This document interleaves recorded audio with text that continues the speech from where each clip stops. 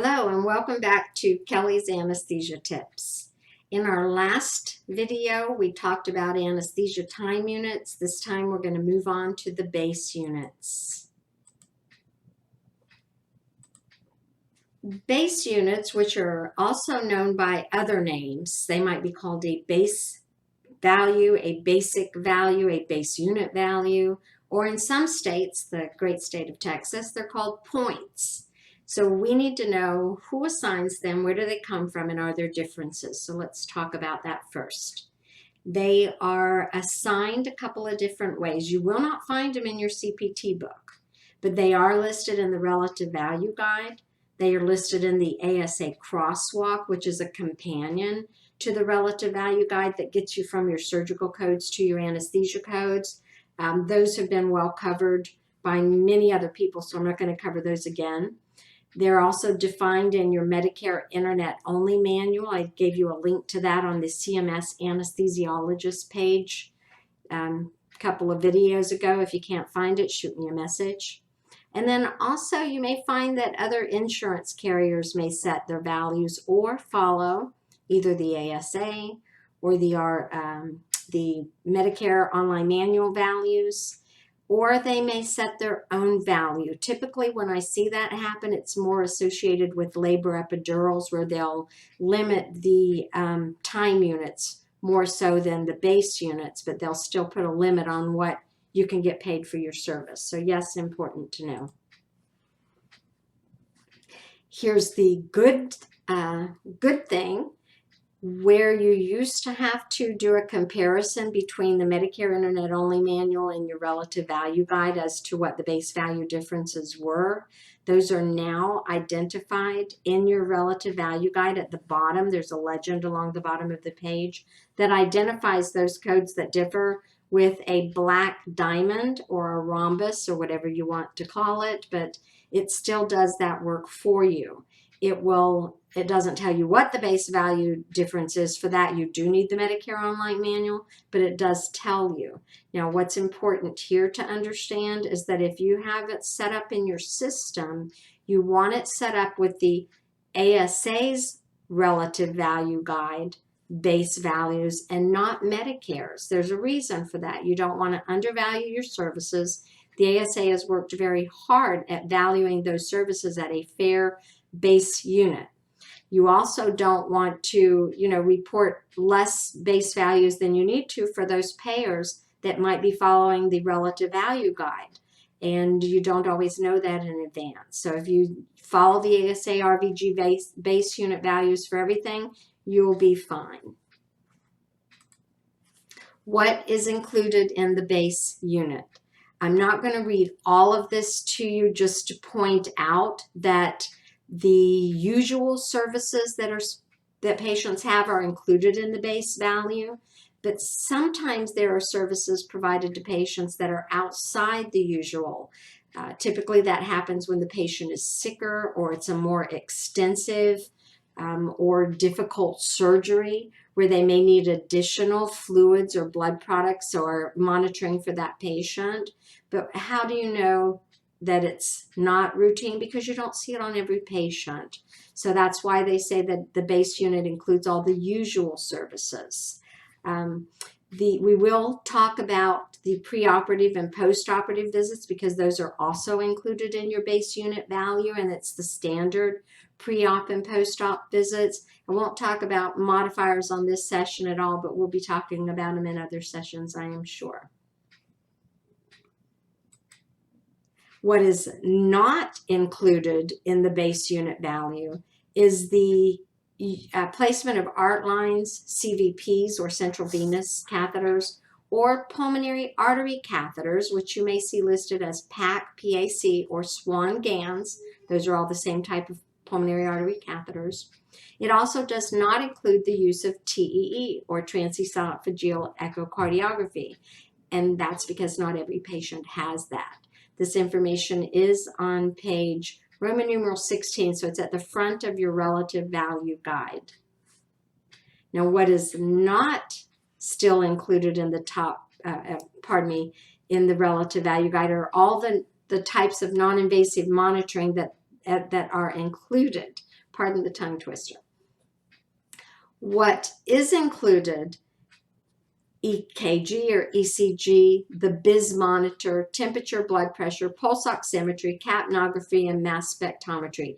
Two things I want to point out here. The first is that they do still have the brain function monitor listed on that page with the base unit value information, page 16, Roman numeral 16 of the Relative Value Guide. It's listed as a brain function monitor. But what that brain function monitor is, and you may not even recognize it, it might be on your record as a BIS, which is short for bi-index spectral monitoring. And it's a relatively simple, non-invasive tip.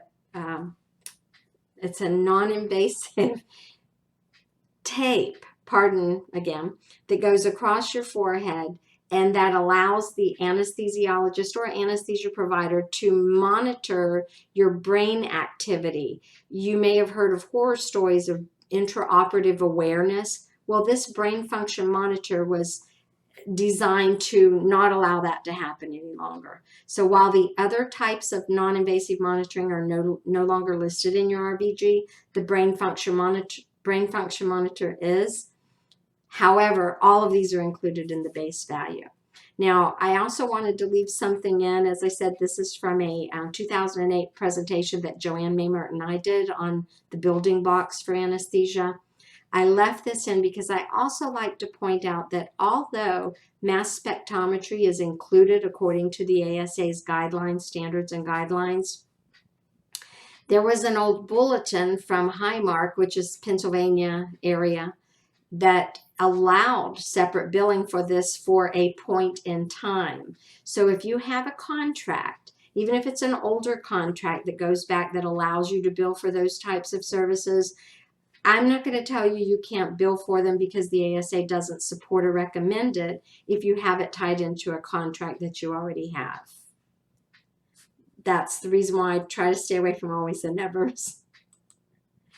What is important to know? If you're a coder that's coming to this industry from any other specialty, like any other surgical specialty, the unique thing to anesthesia is that we will typically only report one anesthesia code, and that's the code with the highest base unit, even if the patient has more than one procedure done at the same time. I'll talk about these exceptions, but just as an example, if the patient had surgery all at the same time and they removed an excision of something on their skin, but they were also having a appendectomy at the same time, well, your surgeon might be reporting the excision on the skin and the appendectomy, but the anesthesia provider is just going to pick that appendectomy because it has a base unit of 6, whereas the skin one only has a base unit of 3 to 5 if it's on your back. So anesthesia people want to pick that highest base code for all of the services done and combine the time for all of them. So you do get paid the time, but only one highest base codes. Exceptions: placement of arterial lines, CVPs, Swan-Ganz, TEEs, we just covered those. Those are in the surgical part of your CPT book. One thing you may have noticed in the RVG is that while there are base unit values for all of your anesthesia codes that start with 00s, the 00 section series, if you see a plus TM after the anesthesia code, that's because it's a time-based code. Anesthesia services are time-based, but you will not see that plus TM on the end of the CVP code or the 36620 for arterial lines. You don't see that plus time because time is not billed in addition to those. The other exception is an add-on code, such as obstetric labor epidural. You have a patient who had a labor epidural and she goes on to have a C-section. There is an add-on code and you must report both the primary and the secondary add-on with that plus sign in front of it to make sure that you get paid for that secondary service.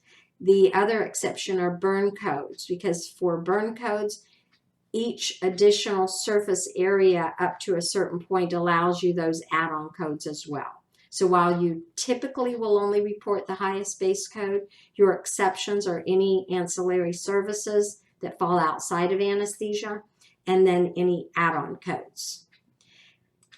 Pre and post-op are both included in the base unit value, and this is important to understand because your preoperative visit is done before anesthesia time begins. If you have access to the preoperative or pre-anesthesia assessments, you're going to want to spot check those from time to time just to make sure that your providers are clearly documenting that that pre-op visit took place before your anesthesia case and that the time makes sense as to being in, well, actually, there's a couple of windows. You have to have one window under the conditions of participation that shows that preoperative visit was performed within 48 hours of the anesthesia time. And that has nothing to do with coding and billing. It's more on the compliance side. And then you have your one where the office does have the ability to say, all right, where is this? When was this pre-op visit done? It was done at 7 o'clock in the morning, and anesthesia time started at 9:12, and you can tell that it was outside of that window. These standards are on the ASA's website. I will hyperlink the asahq.org at the end of these slides. And then your postoperative care. This is when your time ends. We talked about that on the time session. What's important to know here, it's still included in the base unit value. You want to be able to tell a couple of things. When the patient was turned over to a non-anesthesia provider in the PACU, that's typically a PACU nurse, that's when the anesthesia time ends. But that postoperative care, when the time ends, if the patient had something go terribly wrong and the anesthesiologist had to come back, you might be able to pick up some discontinuous time there because that's not your usual or standard anesthesia care. We could talk about that in a subsequent video if you guys shoot me something. I did leave a little note or reminder at the end of the time one.